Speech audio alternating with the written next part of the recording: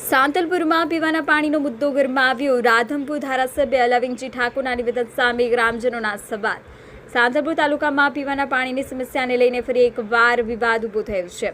એક તરફ રાધનપુરના ધારાસભ્ય લવિંગજી ઠાકોર દ્વારા મીડિયામાં નિવેદન આપવામાં આવ્યું છે કે સાંતલપુર વિસ્તારમાં લોકોને નિયમિત રીતે પીવાનું પાણી મળી રહ્યું છે, જ્યારે બીજી તરફ સ્થાનિક લોકો આ દાવા સામે સવાલો ઉઠાવી રહ્યા છે।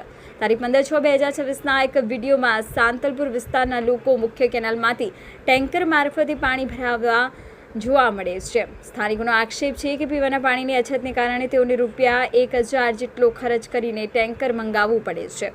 ગ્રામજનોમાં ચર્ચા છે કે જો વિસ્તારમાં રોજ પીવાનું પાણી મળતું હોત તો લોકોને કેનાલના પાણી પર આધાર રાખવાની જરૂર કેમ પડે છે। સાથે જ કેટલાક લોકોએ કેનાલમાંથી લાવવામાં આવતું પાણી પીવા યોગ્ય છે કે નહીં તે અંગે પણ ચિંતા વ્યક્ત કરી છે। ધારાસભ્ય લવિંગજી ઠાકોરે પોતાના નિવેદનમાં જણાવ્યું હતું કે તેમણે વ્યક્તિગત રીતે ગામોમાં જઈને પાણીની સ્થિતિની સમીક્ષા કરી છે અને લોકોને પાણી મળી રહ્યું છે।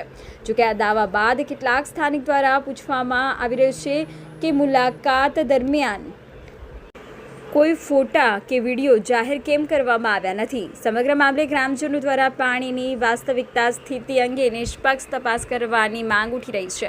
હાલ પાણીનો મુદ્દો તાલુકાભરમાં ચર્ચાનું કેન્દ્ર બન્યો છે અને લોકો જવાબદાર તંત્ર પાસેથી સ્પષ્ટતા ઈચ્છી રહ્યા છે। 20 ન્યૂઝ ગુજરાતી રિપોર્ટર આમીન ખાનજી વારાહી।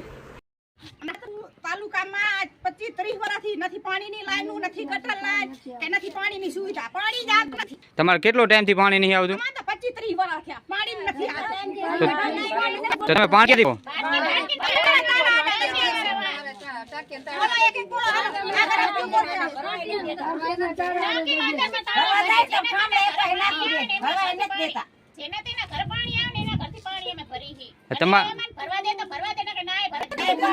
તમારા આટલા ટાઈમ થી સરપંચ ને બધા આટલા ટાઈમ તમારા ઘરે પાણી લાઈન જ કનેક્શન નથી આવ્યા ને? પાણી જ નહીં આવતું એમ ને?